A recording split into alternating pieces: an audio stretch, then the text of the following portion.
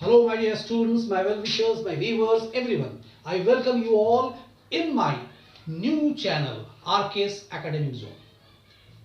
As I told you, I'll be here time to time to teach you every papers.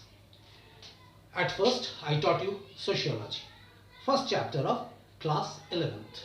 And today, I'll teach you psychology, class 11th. So my dear students, you just listen to me carefully what I am talking to you people.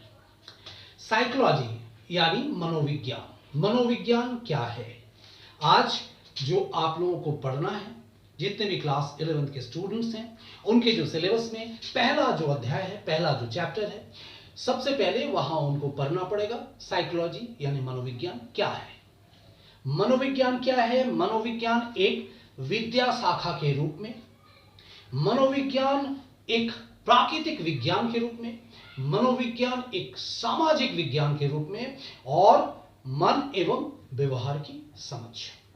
तो आज ये इतने सारे मुद्दे जो हैं मैं आपको डिस्कस करूंगा, आपको बताऊंगा और उम्मीद करता हूं कि आप ध्यान से मुझे सुनेंगे, आपको समझ में आएंगे। इसके बावजूद अगर आप लोगों को कहीं पर किसी तरह का कोई कंफ्यूजन होता है तो आई होप आप लोग उसे कमेंट बॉक्स में ड्रॉप करेंगे ताकि मैं उसे समझूं, देखूं, पढ़ूं और फिर जब नेक्स्ट क्लासेस में आऊं तो आपको उन सारी चीज़ों का डिस्कशन करके बताऊं, आपको क्लियर कर दूं कि वो क्या है, आपका कंफ्यूजन को हटा दूं। ठीक है, तो चलिए जो प्राइमरी चीज़ है हम लोग आज पढ़ेंगे साइकोलॉजी क्या है, मनोविज्ञान क्या है। जैसा देखिए, मनोविज्ञान, मन का विज्ञान, यानी यहां पर जो है ये विज्ञान जो है, ये विज्ञान भी समाज विज्ञान यानी समाज शास्त्र की तरह नए विज्ञान ही है। समाज शास्त्र यानी समाज का जो शास्त्र था जिसको हमने पढ़ा, जब समाज बना, व्यक्ति का अध्ययन होने लगा तो जाहिर सी बात है व्यक्ति के मन का अध्ययन किया गया और व्यक्ति का मन का जो अध्ययन किया गया जिस विषय के द्वारा, उसी विषय को हम लोग मनोविज्ञान कहते हैं। एक आउटलाइंस, बट इतनी सी बात नहीं है। हम लोग यूजुअली कहते हैं कि मनोविज्ञान क्या है? मन और आत्मा का विज्ञान है। हाँ, यहाँ मन से हमको संबंधित बातें पढ़ना पड़ेगा, लेकिन सिर्फ मन कहने से नहीं चलेगा।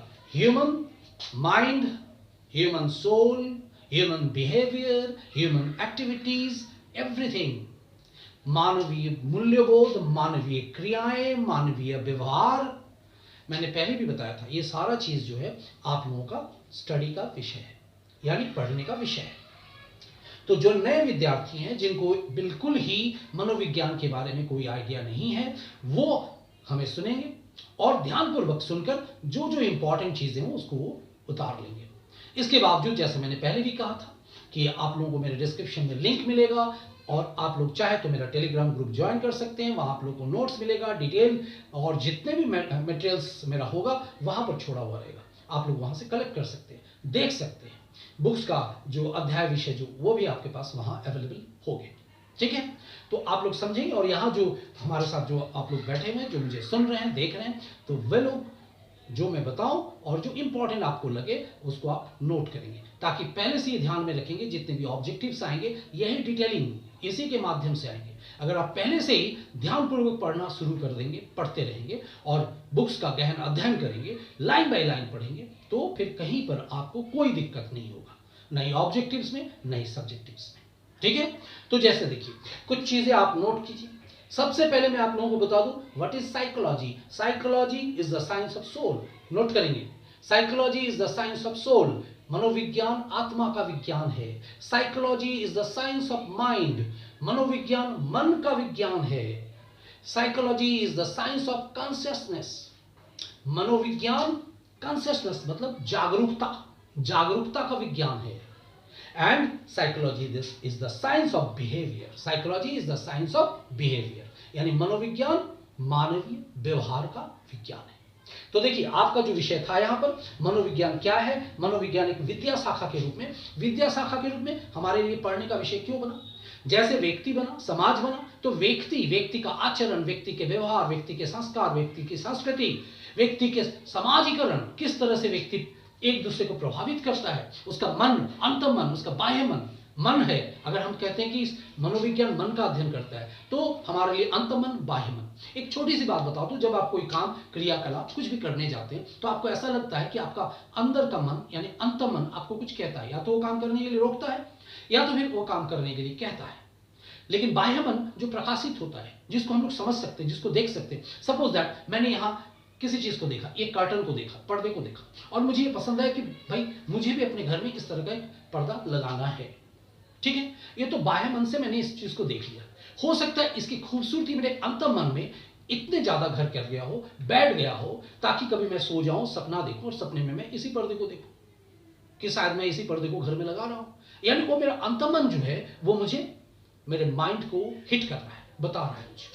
तो अंतर्मन जो होता है, व्यक्ति का जो मन है, इसको धीरे धीरे हम लोग आगे पढ़ेंगे, बहुत ही इंटरेस्टिंग रोचक विषय है। तो यहाँ अंतर्मन जो हमारे अंदर है वो हमें टाइम टू टाइम कहते रहता है, अलर्ट करना जिसको बोलते हैं, अलार्मिंग।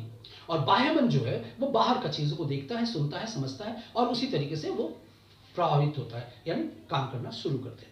तो यहां पर सबसे पहले जिन लोगों ने नोट कर लिया है, वहां मैंने उन लोगों को नोट करवाया। क्या नोट करवाया? What is psychology? Psychology is the science of soul, psychology is the science of mind, यानी आत्मा का विज्ञान है, मन का विज्ञान है, मनोविज्ञान। और psychology is the science of consciousness, जागरूकता का विज्ञान है। And psychology is the science of behaviour, मानवीय व्यवहार का विज्ञान है। हम व्यवहार करना सीखते हैं। यानी देखिए, जैसे मैंने बोला समाजीकरण की क्रिया क्या है? एक बच्चा जब जन्म लेता है, इसको हम लोग समाजशास्त्र में भी पढ़ेंगे। एक बच्चा जब जन्म लेता है तो क्या होता है? एक जैविकीय प्राणी होता है, बायोलॉजिकल एनिमल कंप्लीट, एक रक्त मांस का एक लोथड़ा। सिर्फ हम लोग देख के पहचानते हैं ये पुरुष है, ये स्त्री, लड़का है या लड़की। बट ग्रेजुअली जब वो बच्चा बड़ा होता है तो सबसे पहले आंख खोलने के बाद किसे अपना इर्द गिर्द देखता है? अपने परिवार को। और सबसे पहले उसका अटैचमेंट उसकी मां के साथ होता है। क्यों? क्योंकि 9 महीने माना जाता है वो बच्चा मां के कोख में, गर्भ में रहता है या रहती है। तो मां के साथ उसका जो अटैचमेंट होता है, मां जो खाती है बच्चा वो ही खाता है। मां जिस तरह का परिस्थिति से मतलब गुजरती है, बच्चे के ऊपर उसका प्रभाव पड़ता है। आजकल आए दिन हम लोग ऐसा कहते हैं कि बच्चे जो कभी ऑटिस्टिक पैदा हो जाते हैं, बच्चे की मानसिक संतुलन सही नहीं होता है। इसका कारण कहीं अगर खोजा जाएगा तो देखा जाता है कि माँ का जो परिस्थिति था at the time of delivery है, उससे पहले भी, तो माँ की जो मानसिक परिस्थिति रहा हो वो अच्छा नहीं रहा होगा। तो उसके जो प्रभाव है, इफेक्ट जो है वो बच्चे के ऊपर भी आ जाते हैं। तो ये समस्त चीजें, यानी देखिए साइकोलॉजी मनोविज्ञान मन का विज्ञान है, आत्मा का विज्ञान है, कनेक्टिविटी है, एक तरह से एक व्यवहार करता है इस तरीके से। तो यहां पर ये नवीन विज्ञान का प्रादुर्भाव भी जो है, जैसे मैंने कहा कि ये समाजशास्त्र के साथ साथ मनोविज्ञान, जब हम ज्यादा जागरूक होने लग गए, हमारे पास समाज बन गया, हम लोगों के पास पारस्परिक हम लोग अंतःक्रियाएं करने लगे, एक दूसरे को जांचने लगे, परखने लगे, तो एक दूसरे को समझने लगे। तो किस तरीके से एक दूसरे को समझने लगे? मन के द्वारा, व्यवहार के द्वारा, क्रियाकलापों के द्वारा। कभी कोई इंसान गुस्सा होता है, किसी बात के लिए कोई इंसान बहुत ज्यादा गुस्सा होता है, किसी बात के लिए कोई इंसान कम गुस्सा होता है। इसका वजह क्या है? किसी में संतुलित व्यवहार है, कोई संतुलन अपने आप पे रख सकता है और कोई संतुलन नहीं रख सकता है, यानी अपना आपा खो देता है और उससे देखिए वो गलत काम भी कर जाता है। यानी फिर ये जो ह्यूमन बिहेवियर है, इसका जो नियंत्रण है वो कहीं ना कहीं टूट जाता है। तो इसको हम कैसे कंट्रोल करेंगे? यानी जैसे जिस तरीके से, जिस प्रक्रिया से हम सीखते हुए आगे चलेंगे, यानी लर्निंग, सीखना, वो भी मनोविज्ञान का ही एक अध्ययन विषय है। ट्रायल एंड एरर हम करते हैं, हम सीखते हैं, फिर भूलते हैं, फिर गलत होती है, फिर सीखते हैं, फिर सीखते हैं, और इस तरीके से हम लोग एक सही दिशा की ओर चलते हैं, बढ़ते हैं। इस तरीके से आप लोग समझ जाएंगे कि मनोविज्ञान जो है संपूर्ण हमारे जो आसपास इर्द गिर्द की जो परिस्थितियां हैं उसको देखकर, हमारे घर की हो, हमारे बाहर की हो, इस तरह की हर तरह की परिस्थितियों को देखकर हम आगे बढ़ते हैं, आगे सीखते हैं, और वो हमारे मानवीय मूल्यबोध को बनाता है। जैसे मैंने कहा, जब बच्चा जन्म लेता है, एक रक्त मांस का एक लोथड़े की तरह एक जैविकीय प्राणी होता है, मगर ग्रेजुअली, धीरे धीरे वो परिवार में बड़ा होता है। आहिस्ते आहिस्ते परिवार से बाहर जब जाने लगता है तो उसको सबसे पहला जो चीज देखने को मिलता है वो उसका पड़ोस। इसलिए हम लोग कहते हैं कि पड़ोसी या नेबर या दोस्त अच्छे होने चाहिए, सही होने चाहिए। A man is known by the company he keeps, है ना? तो शुरू से ही इन चीजों के ऊपर ध्यान देना चाहिए। फिर वहां से जब वो निकलता है तो स्कूल जाता है, प्राइमरी, तो स्कूल से फिर कॉलेज, कॉलेज से जब वो आगे निकलता है तो कर्मस्थल, तो जितने भी संस्थान हैं ऐसे हैं, जो आर्थिक संस्थान हो गया, धार्मिक संस्थान हो गया, तो जहाँ भी रिक्रिएशन, मनोवैज्ञानिक, जहाँ वो मतलब रिक्रिएशन करता है, अपना आनंद उठाता है, कहीं क्लब जाना, किसी जगह घूमने जाना, फिल्म जाना, हर तरह की चीजें, हर जगह से वो कुछ ना कुछ सीखता ही रहता है। और कहा जाता है कि समाजीकरण की जो प्रक्रिया है, ये प्रक्रिया यानी जन्म लेने के बाद जो शुरू होता है, मरने तक इंसान के साथ वो चलता रहता है, और इंसान अंत तक कुछ ना कुछ सीखते ही रहता है।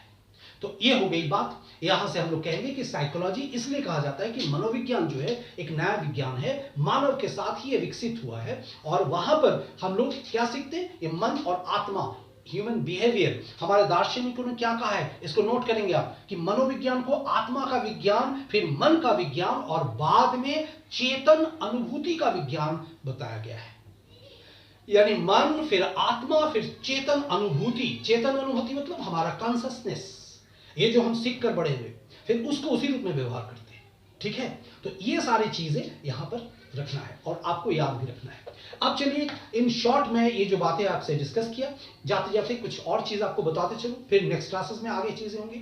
यहां पर एक चीज ध्यान में रखेंगे कि मनोविज्ञान का विषय वस्तु क्या होगा, सब्जेक्ट मैटर क्या होगा, किन चीजों को लेकर यह विज्ञान आगे बढ़ता है, उसको आप नोट करेंगे। सबसे पहले मैंने आपको पहले भी कहा था कि जो चीज मैं बताऊं इंपॉर्टेंट चीज, वो आप नोट करेंगे। सबसे पहले लिखिए जो मनोविज्ञान का सब्जेक्ट मैटर यानी विषय वस्तु क्या है, साइकोलॉजी का सब्जेक्ट मैटर क्या है, उसका विषय वस्तु क्या है। सबसे पहले लिखिए प्राणी यानी व्यक्ति। व्यक्ति नहीं होगा तो किस पर हम अध्ययन करेंगे, मन किसका होगा, व्यक्ति का, तभी तो, यानी प्राणी, व्यक्ति। दूसरा सेकंड वातावरण, एनवायरमेंट। जैसे अभी मैंने कहा, जिस वातावरण में वो बड़ा होता है, जिस तरीके से वो व्यवहार करना सीखता है, उसके लिए उसका वातावरण बहुत बड़ा इंपॉर्टेंट फैक्टर होता है। थर्ड उत्तेजना, एक्साइटमेंट। किस तरीके से वो पल बढ़ के बड़ा होता है, उसका एक्साइटमेंट उसी तरीके से उसके साथ चलता है। उत्तेजना, किसी काम को करने के लिए, किसी चीज को बोलने के लिए, उसको आगे बढ़ना। देखिए हम में से बहुत सारे ऐसे लोग होते हैं जो फॉलोअर्स होते हैं, यानी किसी को अनुसरण करके चलते हैं, और उसमें से कुछ ऐसे इंसान होते हैं जो लीडर्स बनना चाहते हैं, यानी वो लीड करना चाहते हैं। तो लीडर्स हमेशा आगे चलते हैं, फॉलोअर्स, अनुयायी जो है उसके पीछे पीछे चलते हैं। तो ये व्यक्ति का मनोभाव किस तरीके से वो चलता है, यानी खेलना, पढ़ना, लिखना, सीखना, सारा चीज जो है इसी मनोविज्ञान के अंदर आपको मिलता है। नेक्स्ट अनुभूति, यानी अनुभूति, आपका जो एक्सपीरियंस, अनुभव, वो कहां से होगा, किस तरीके से होगा, वो अनुभव आपको होगा इसी समाज से।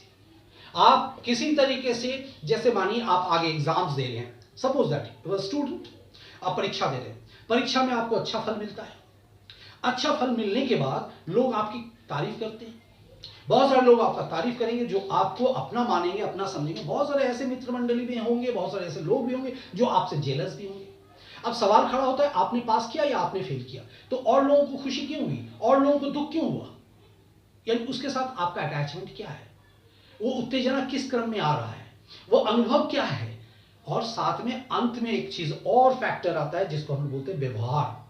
व्यवहार हम लोग कहते हैं ना बिहेवियर, यानी वेल बिहेव पर्सन, किसी को हम लोग बोलते हैं बहुत अच्छा वो व्यवहार कर सकता है, कितना पोलाइट है, कितना इम्पोलाइट है, नम्र है, विनम्र है, और कितना यानी एरोगेंट है, रूड है, उसको बर्ताव करना नहीं आता है। हम लोग ऐसे बोलते हैं ना कि वो देखो कितने अच्छे तरीके से बात कर रहा है, उसका सलीका कितना अच्छा है और इसका सलीका कितना गलत है, यानी ह्यूमन बिहेवियर। ये भी हम लोग कहां से, मनोविज्ञान, इसका अध्ययन भी मनोविज्ञान करता है। कैसे, जागरूकता के साथ, यानी चेतन मन और अवचेतन मन, ये मन का क्रम, इसको हम लोग अध्ययन करते हैं मनोविज्ञान में। अंत में चलते चलते मैं एक डेफिनेशन आपको लिखाना चाहूंगा, आप उसको नोट करोगे, उसको देखोगे, समझोगे, जो कंप्लीट एक निचोड़ में आपको बता दे रहा हूं। What is psychology? Psychology is the positive science. Psychology is the positive science which studies the experience and behaviour of human beings. लिखा आपने, psychology is the positive science, psychology is the positive science which studies the experience and behaviour of human beings, यानी मानव का व्यवहार, सकारात्मक, positive science, वो एक सकारात्मक विज्ञान है, सकारात्मक चीजों का अध्ययन करता है, नकारात्मक चीजों को क्रिटिसाइज करता है, समालोचना करता है। तभी तो हम सीखते हैं, जो सीखते हैं उसको लेकर फिर आगे बढ़ते हैं। ठीक है, तो आज के लिए इतना ही। आपको समझ में आ गया होगा कि मनोविज्ञान क्या है। मनोविज्ञान के बारे में आपकी अच्छी खासी पकड़ हो जानी चाहिए, और जिसको समझ में आ गया उसके लिए वेरी गुड। जिसको यहाँ कोई दिक्कत हो वो पॉजिटिवली वहां पर कमेंट बॉक्स में लिखेंगे क्या दिक्कत हुई, क्या चीज़ आपको समझ में नहीं आया, फिर मैं इसको डिस्कस करूंगा। इसके लिए घबराने की कोई बात नहीं। टाइम टू टाइम, जैसे मैंने पहले कहा था कि आपके साथ मैं हमेशा रहूंगा, गाइड करते रहूंगा। ठीक है, तो आज के लिए इतना ही, विदा लेता हूं, फिर मिलूंगा। Take care, bye bye, see you, thank you.